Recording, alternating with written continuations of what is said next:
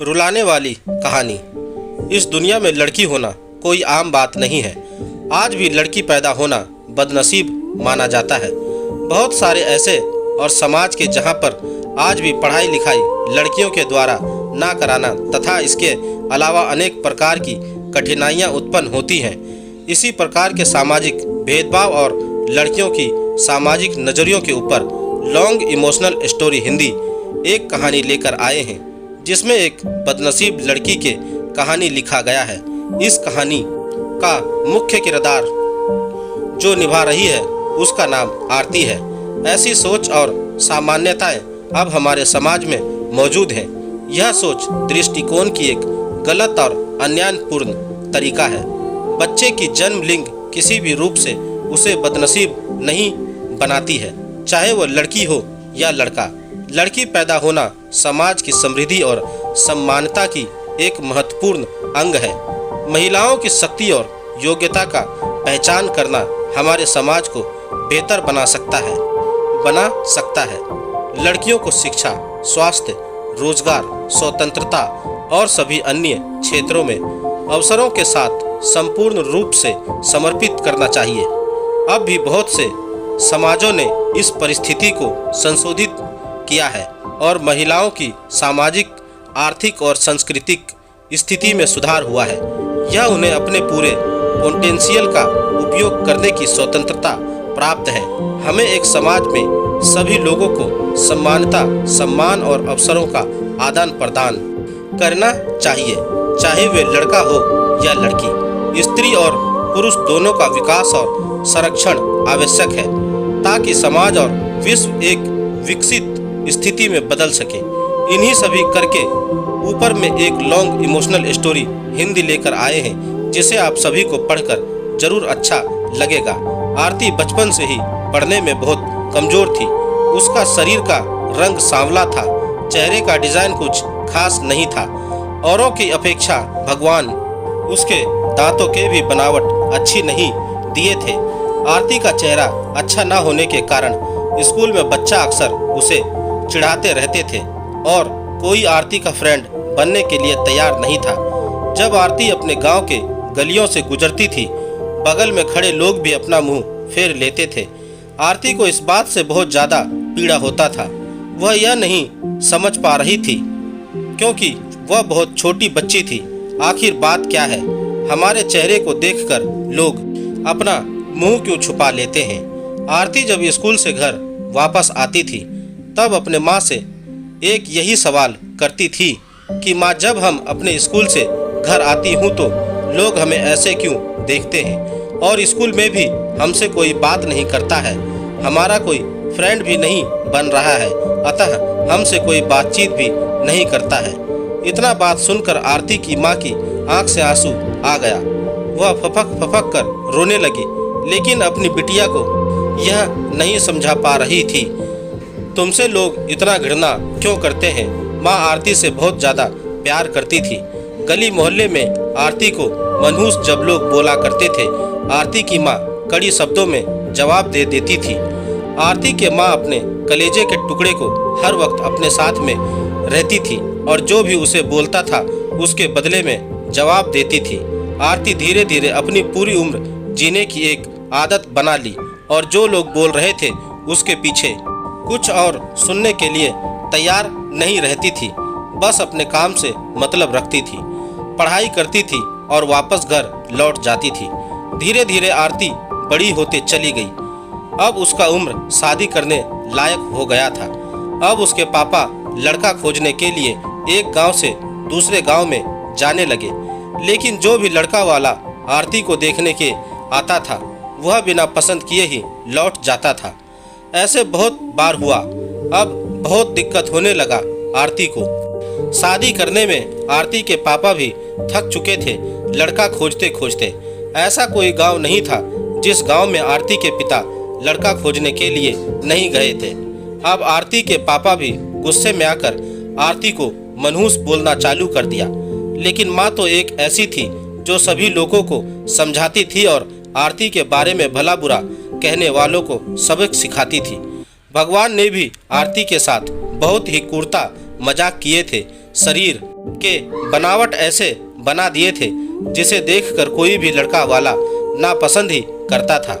आरती भी इस बात को लेकर चिंता कर रही थी कि पापा हमारे लिए इतना दूर दूर तक जाते हैं लड़का देखने के लिए, लेकिन हमें कोई भी लड़का पसंद नहीं करता है। आरती अपने कामों में ज़्यादा व्यस्त रहती थी। वह खाना बनाने में बहुत ज़्यादा समय देती थी। आरती की खाना बनाने में बहुत ज़्यादा मज़ा आता था।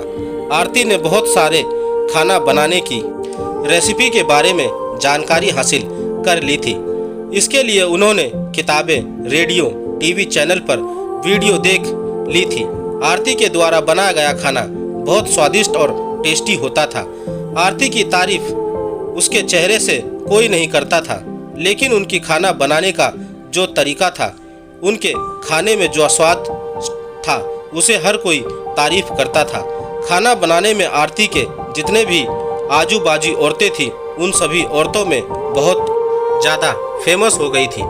जिस औरत को लगता था कि आज नया खाना बनाना है और कुछ नया आइडिया इसमें टेस्टी लाना है, तो औरत आरती के पास आकर जानकारी लेती थी।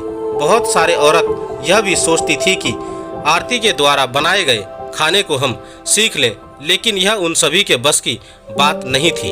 आरती के हाथ में ऐसा टाइमिंग जादू था जो आरती के इस कला को कोई सीख नहीं पाया।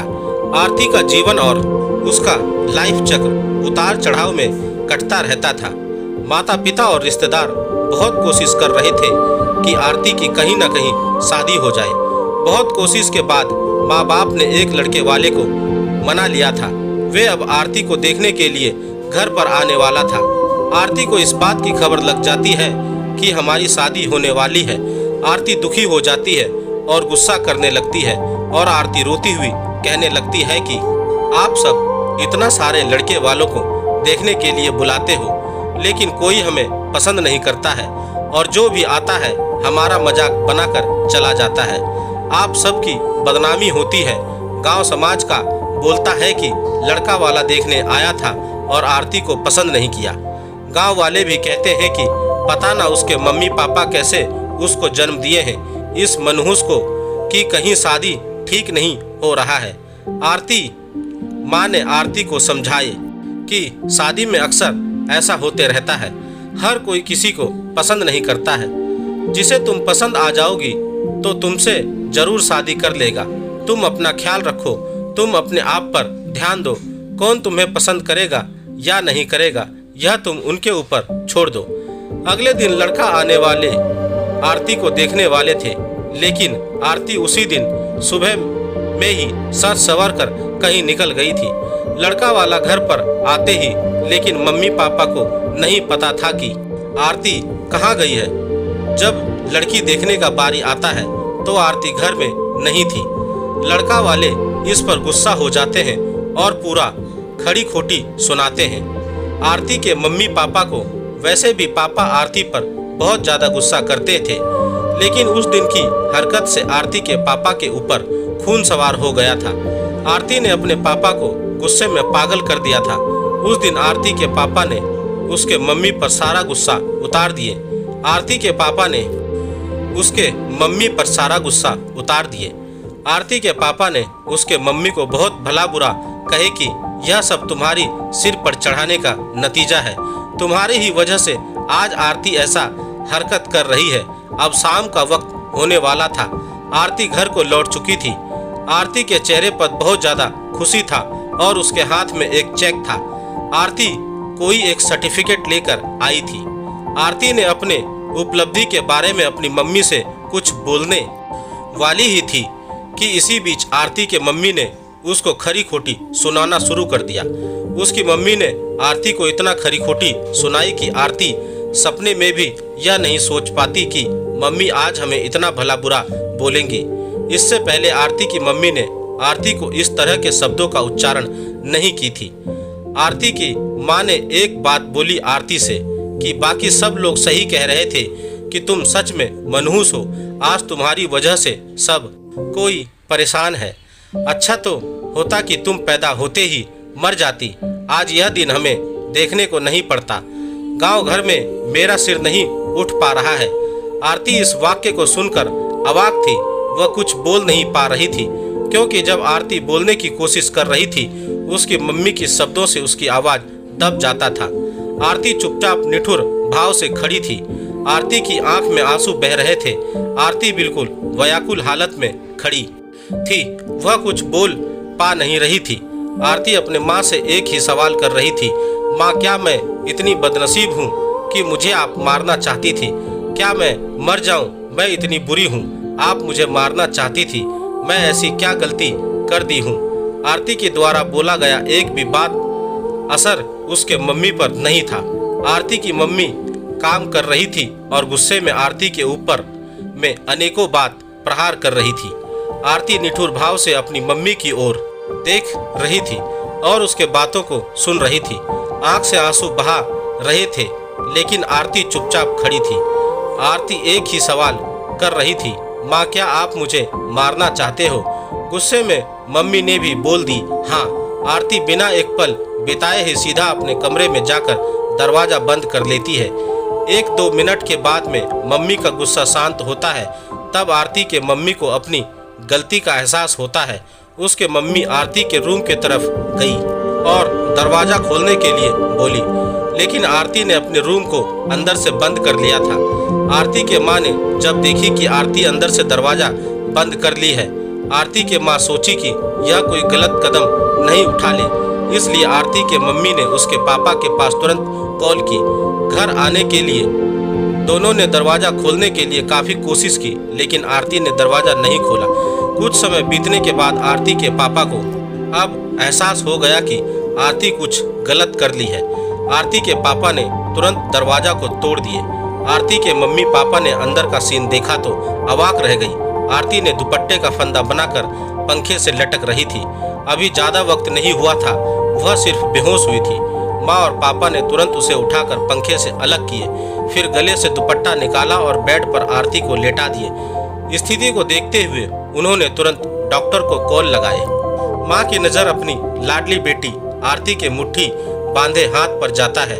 हाथ में एक चिट्ठी रहता है और टेबल पर पड़ी 5 लाख का चेक मिलता है जिसमें 5 स्टार होटल में शेफ की नौकरी करने के लिए कन्फर्मेशन लेटर था। उसी कन्फर्मेशन लेटर और चिट्ठी को लेने के लिए आरती बाहर गई हुई थी। कुछ समय के बाद डॉक्टर आते हैं और आरती का इलाज करते हैं।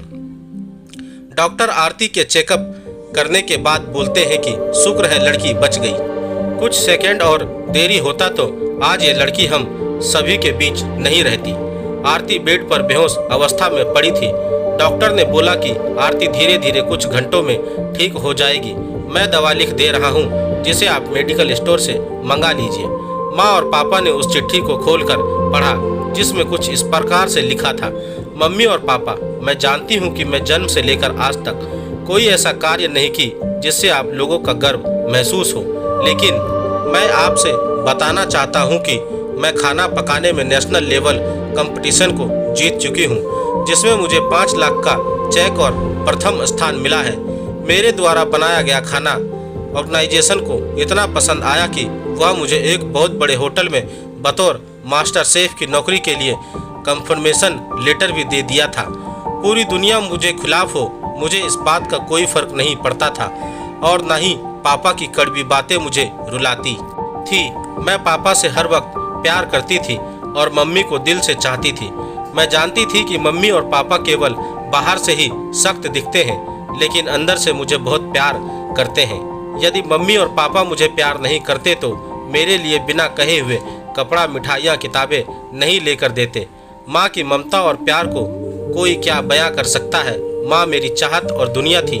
पापा मुझे बहुत प्यार सताएगी, मैं अब इस दुनिया को अलविदा कहकर जा रहे हो। मेरी माँ, मेरे पापा इस दुनिया के सबसे खूबसूरत हैं। मैं जानती हूँ कि आपने कभी न कभी भगवान से प्रार्थना जरूर की होगी कि अगले जन्म में मेरे को ऐसे औलाद मत दीजिएगा, लेकिन मैं भी भगवान से प्रार्थना करती थी कि अगले जन्म में क्या 7 जन्मों तक मुझे आप जैसे ही मम्मी पापा मिले और आज यही प्रार्थना कर रही हूँ। मैं उस भगवान के पास जा रही हूँ जिसे आप लोग बहुत पहले हमें वहाँ पर भेजना चाहते थे। चिट्ठी में बहुत सारे इमोशनल बातें लिखी गई थी जिसे पढ़कर आरती के मम्मी पापा की पांव तले जमीन खिसक गए। थे। आरती के मम्मी पापा बहुत पछतावा कर रहे थे और उनके आंखों से आंसू बहुत ज़्यादा गिर रहे थे। आरती बेड पर पड़ी हुई थी। उसकी माँ उसके सिर पर हाथ फेर कर रो रही थी। पिता को बर्दाश्त नहीं हो रहा था। वह भी आरती के लिए जोर जोर से चिल्लाकर रोने लगे। कहानी से हमें यही शिक्षा मिलता है कि हमें कभी भी दूसरे के बारे में कमेंट नहीं करना चाहिए। भगवान जो भी उस व्यक्ति को दिए वह कुछ सोच समझ कर ही दिए होंगे। दूसरे पर कमेंट करने से पहले खुद को भी देख लेना चाहिए कि हमारे अंदर कितना अवगुण है। दोस्तों, आपको मेरी यह कहानी कैसी लगी आप मुझे मेरे कमेंट्स बॉक्स में जाकर मुझे बता सकते हैं। और अगर आप मेरे चैनल पर नए हैं तो मेरे चैनल को सब्सक्राइब जरूर करें और बेल आइकन का बटन भी दबा दें। धन्यवाद दोस्तों।